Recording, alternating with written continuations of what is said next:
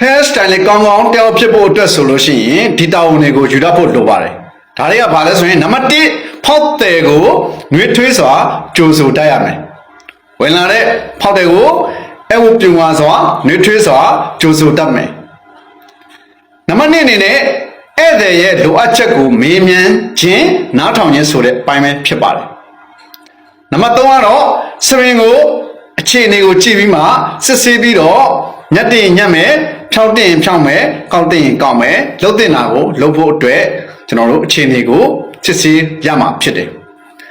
နံပါတ်4အနေနဲ့ကတော့ကျွန်တော်တို့တင့်တော်တဲ့ဝန်ဆောင်မှုကိုအကြံပြုရမှာဖြစ်တယ်ဥပမာဖြင့် customer ကဒီညက်ချင်တယ်လို့ပြောပေမဲ့ကျွန်တော်တို့ကညက်ရမယ့်အနေထားဥအောင်မျက်နှာစပင်အနေထားတွေကိုကြည့်ပြီးတော့သူညက်ချင်တဲ့ပုံစံနဲ့လိုက်မလိုက်ကိုကျွန်တော်တို့ကပြန်ပြီးဆွေးနွေးအကြံပြုခြင်းကိုလုပ်ရမှာဖြစ်ပါတယ်နံပါတ်5အနေနဲ့ကျတော့တန့်ရှင်းမှုနဲ့ထိန်းသိမ်းခြင်းဒါတွေဖြစ်ပါတယ်တန့်ရှင်းမှုကိုထိန်းသိမ်းရမှာဖြစ်တယ်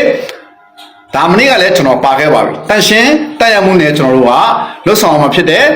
သုံးပြတဲ့ပစ္စည်းကအစားကိုတိုင်ကအစားကျွန်တော်တို့ကအနှံ့သက်ကအစားကောင်းမွန်နေဖို့တစ်ဆိုင်လုံးရဲ့တန့်ရှင်းမှုနဲ့ကျွန်တော်တို့တွေဝန်ဆောင်မှုကောင်းကောင်းပြုရမှာဖြစ်တယ်တခါနံပါတ်6အနေနဲ့ကျတော့ဝန်ဆောင်မှုပြီးသွားပြီဆိုတဲ့အခါမှာကျွန်တော်တို့က PPO ဆိုတဲ့ပုံစံနဲ့ကျေးဇူးတင်ပါတယ်ဆိုတော့စကားတစ်လုံးနဲ့ကျွန်တော်တို့ကဧည့်သည်ကိုနှုတ်ဆက်တဲ့မှာနောက်ချက်ဝန်ဆောင်မှုနောက်မှာဘယ်လိုထိန်းသိမ်းရမလဲဆိုတဲ့သူရဲ့စပင်အနေထားစပင်ညှက်ထားရင်ဘယ်လို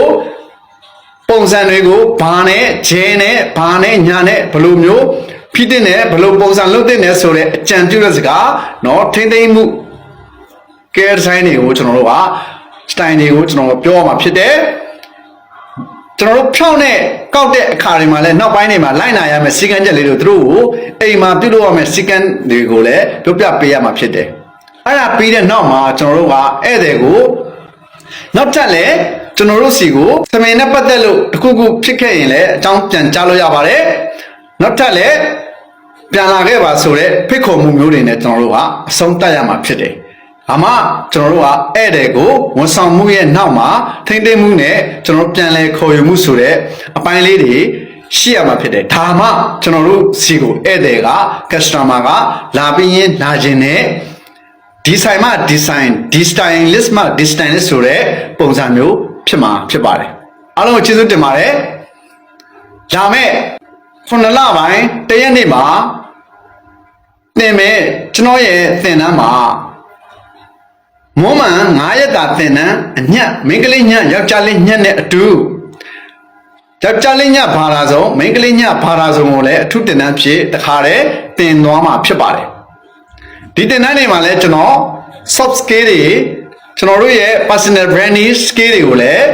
တခါတည်းသင်ကြားပေးတော့မှာဖြစ်တဲ့ကြောင်းဗရင်ကောင်းပါချင်ပါတယ်အားလုံးကိုကျေးဇူးတင်ပါတယ်